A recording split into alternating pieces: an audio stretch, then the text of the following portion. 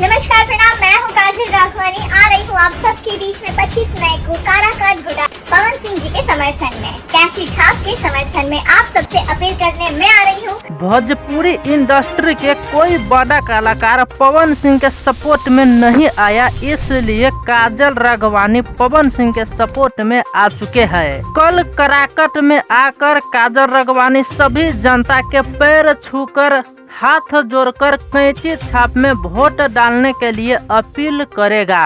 काजल राघवानी, निरहुआ, रवि किशन, मनोज तिवारी, ये चारों कलाकार पवन सिंह के धोखा दे ही दिया, गद्दार निकल चुका ये चारों कलाकार।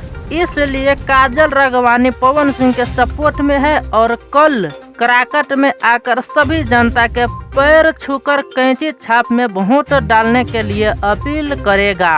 अब जो होगा इसका फैसला काराकाट के जनता लोग ही करेगा।